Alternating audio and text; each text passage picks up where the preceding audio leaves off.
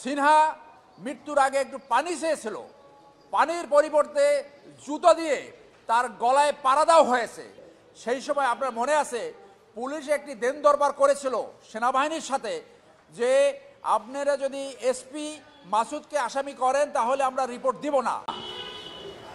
21শে জুলাই 2020 তারিখে ওসি প্রদীপ এবং ইন্সপেক্টর লিয়াকাত সহ 8 জন দুর্বৃত্ত কর্তৃক নির্মমভাবে হত্যাকাণ্ডের শিকার হয়েছিল।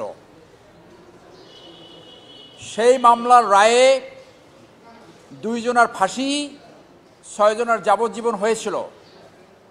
হাইকোর্ট ডিভিশন সেই মামলার আপিল শুনানি অন্তে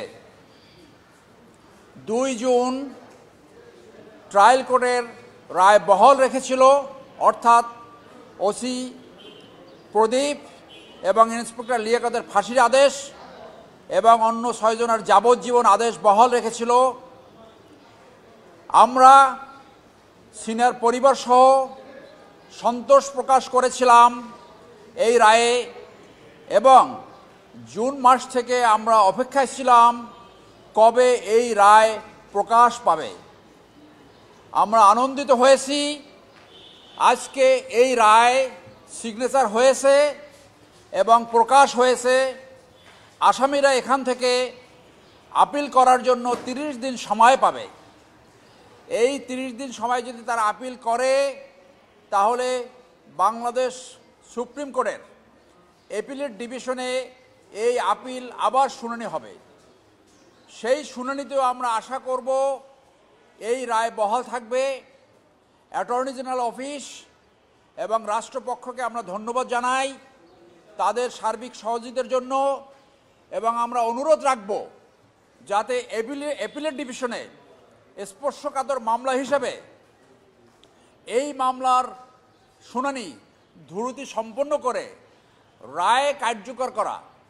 বাংলাদেশ সশস্ত্র বাহিনীর সদস্যরা, সিনহার পরিবার এবং দেশবাসী তাকিয়ে আছে এই রকম দুর্বৃত্তায়িত হত্যাকাণ্ড, যে পুলিশের দায়িত্ব হলো জনগণের জানমাল রক্ষা করা, সেই পুলিশের কতিপয় দুষ্কৃতিকারী সদস্য বাংলাদেশের নাগরিককে এইভাবে হত্যা করতে পারে, এই ঘটনা যাতে বাংলাদেশে আর কখনো না ঘটে সেই জন্য এই রায়ের কার্যকারিতা, এই এক্সিকিউশন কার্যকর করা অতি দ্রুত প্রয়োজন।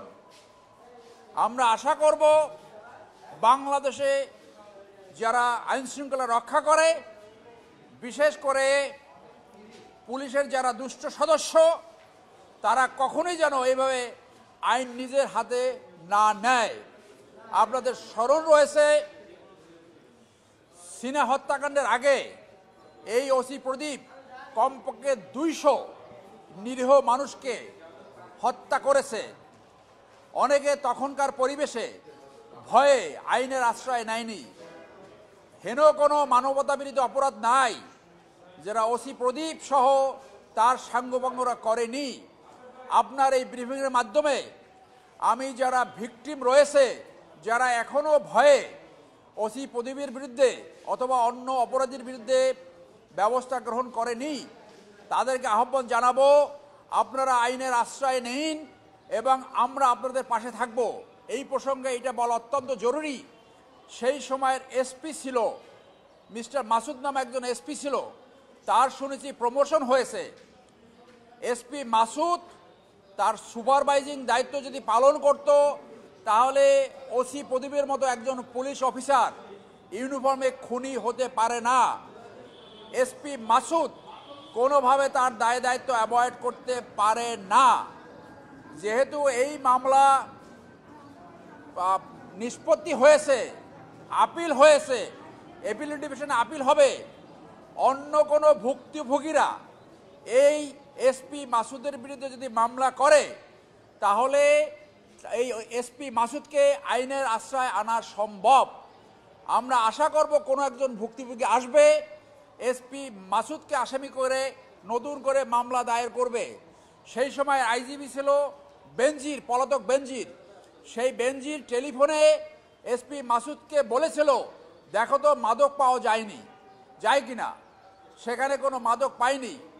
সিনহা মৃত্যুর আগে একটু পানি চেয়েছিল, পানির পরিবর্তে জুতো দিয়ে তার গলায় পাড়া দেওয়া হয়েছে।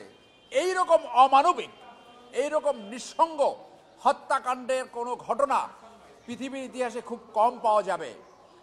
সেই হত্যাকাণ্ড নিবারণ করার জন্য এসপি মাসুদের যে দায়িত্ব পালন করার দায় ছিল, এসপি মাসুদ তা কিছুই করে নাই।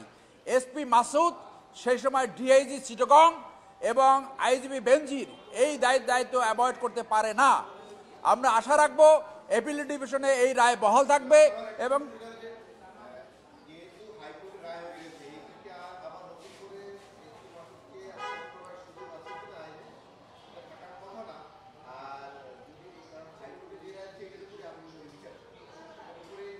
জি, হাইকোর্টে যে রায় হয়েছে, ট্রায়াল কোর্টে যে রায় হয়েছে, সেই ডকুমেন্টের উপরেই অ্যাপিলেট ডিভিশনে বিচার হবে। এসপি মাসুদকে এই মামলায় সম্পৃক্ত করা যাচ্ছে না, আপনি অ্যাটর্নি জেনারেল ব্রিফিং দিয়ে বলেছে। সেই সময় আপনার মনে আছে পুলিশ একটি দেন দরবার করেছিল সেনাবাহিনীর সাথে যে আপনারা যদি এসপি মাসুদকে আসামি করেন তাহলে আমরা রিপোর্ট দিব না। দুর্নীতি খুনের মামলার কোনো দেন দরবার হতে পারে না। সেই পরিস্থিতিতে, সেই স্বৈরতান্ত্রিক পরিস্থিতিতে একটি খুনিকে রক্ষা করার জন্য পুলিশের একটা অংশ সেনাবাহিনী কর্তৃপক্ষের সাথে দেন দরবার করেছে। এসপি মাসুদকে যদি আসামি করা হয় তাহলে তারা রিপোর্ট দিবে না। যারা সেই দেন দরবার করছে তাদেরকেও আইনের আওতায় আনতে হবে। আমরা আশা করব অ্যাটর্নি জেনারেল অফিস এবং সরকার অত্যন্ত দ্রুততার সাথে অ্যাপিলেট ডিভিশনে এই আপিল নিষ্পত্তি করবে। তারপর যদি তারা রিভিউ পিটিশন করে সেটাও নিষ্পত্তি করবে, প্রেসিডেন্টের কাছে যদি ক্ষমা চায় সেটাও নিষ্পত্তি করবে এবং যত দ্রুত সম্ভব এই রায় কার্যকরী করবে। ধন্যবাদ আপনাদের।